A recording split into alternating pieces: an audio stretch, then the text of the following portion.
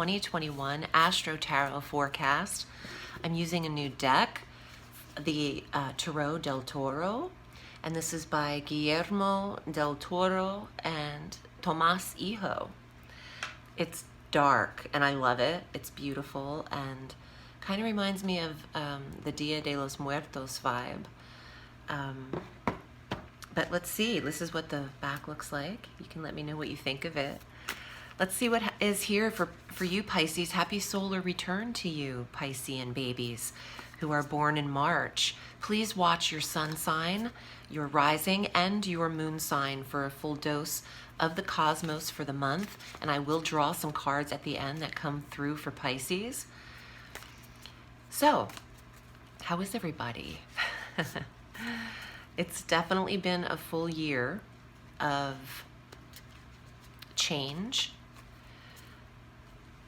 Withdraw in order to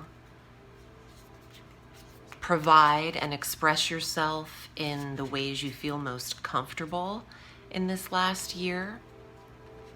Life has been stripped down for a lot of people, and in rebuilding life, Pisces, above all, this month, is building their life truly with what solely makes them happy, surrounding themselves with comfort, happiness, protection, and what they value in their hearts. On the 3rd of March, Mars enters Gemini through April 23rd. Your 4th house of home and environment, comfort, security, has the planet of energy there and stimulus. Pisces does not want to leave their sanctuary that they've created and could feel that the home space is worthy of all of your attention.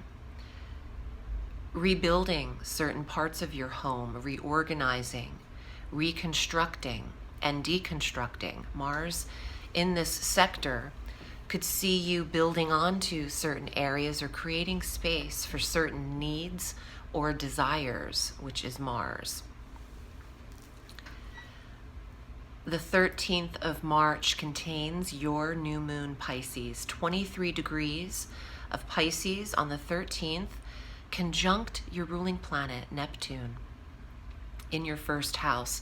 Talk about a dreamy day and a dreamy new moon. This moon is about the arts. This is about love, dreams, music, artistry, romance. The frillier and the fluffier, the better is what I'm getting. Neptune and the new moon in Pisces is heartfelt and romantic, and this energy exists in the 1st sector of physical body for you, Pisces. This could draw in a very relaxed, dreamy, comfortable, warm comforter blanket in front of the fireplace kind of vibes, depending on where you are in the world and how warm everybody is. My heart goes out to Texas and people dealing with everywhere, just the chaos and loss. Stay as warm as you can. So use this moon for this year to create your goal list as well, Pisces, because this is your moon to write out what you could accomplish and could envision for the rest of this year.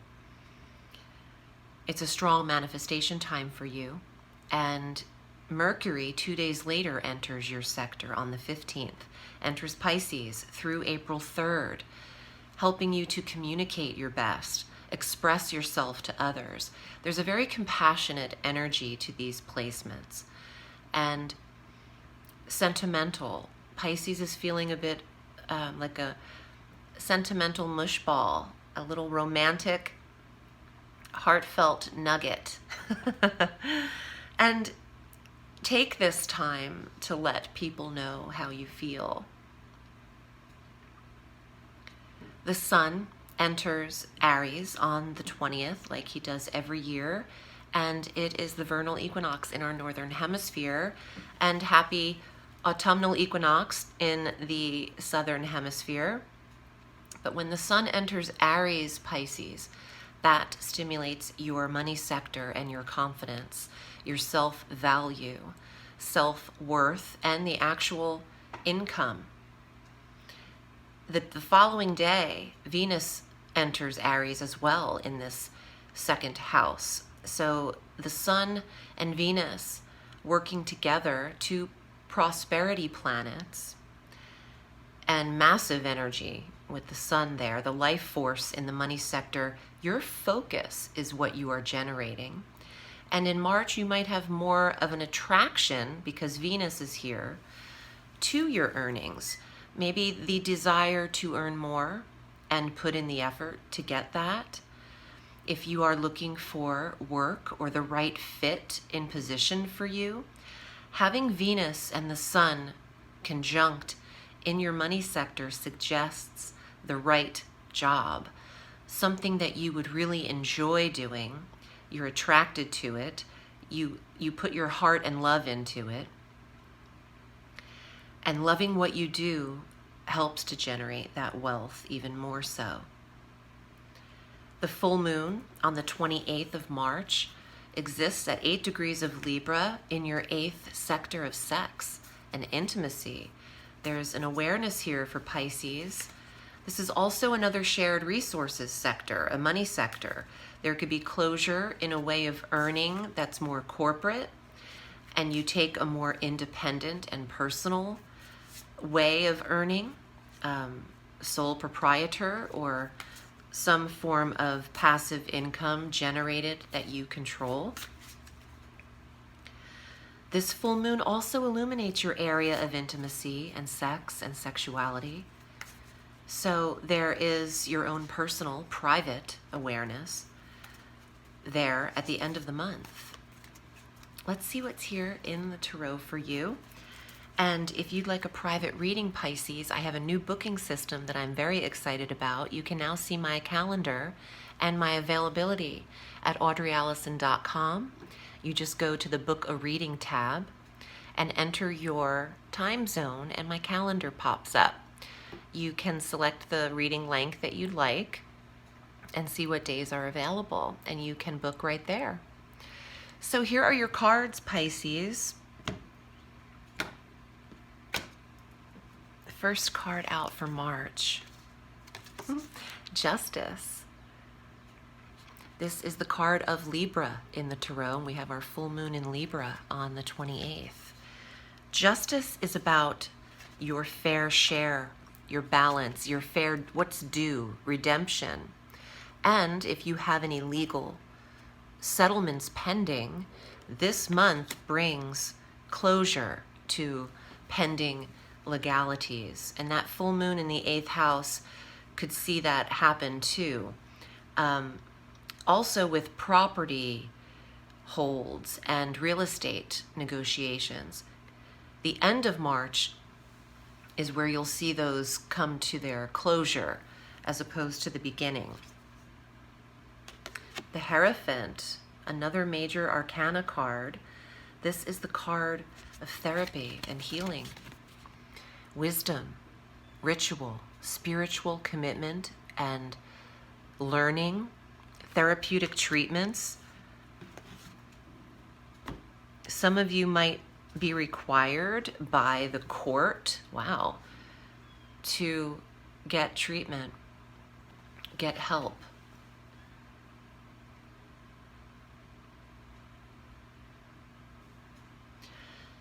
So with Neptune in your first sector, it's important to limit your alcohol intake. 100% don't drink and drive.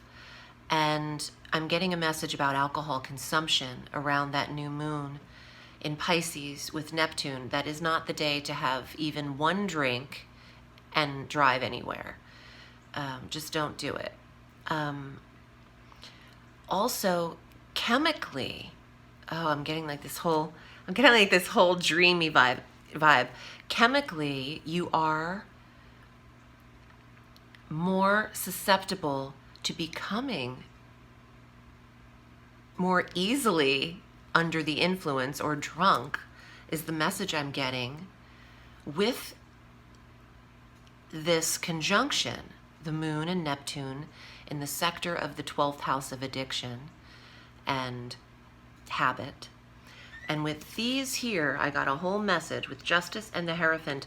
Oh, someone needs to go get treatment to avoid a sentence for DUI. And I was also thinking about what Neptune really can create. And it's the, bear with me, Neptune is the illusion and delusion and likes to slip away. This planet creates the nebulous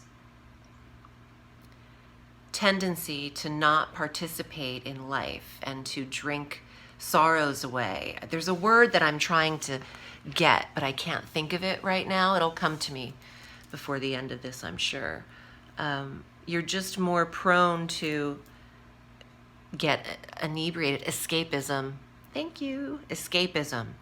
Of avoiding the reality of solving your problem. And I mean, trust me, I know what that's like. It's so easy to have a glass, to have a beautiful martini.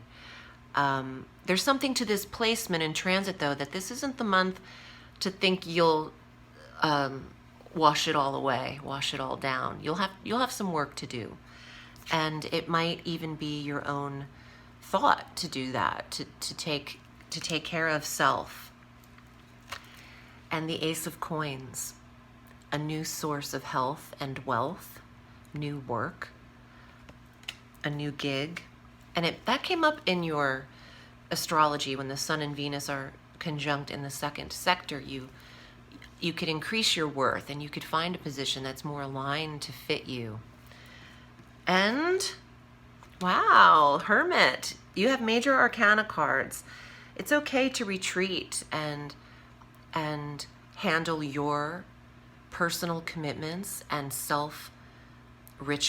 The Hermit is not extremely social, but he keeps the light on for phone calls. He's psychic and sensitive and at times wounded.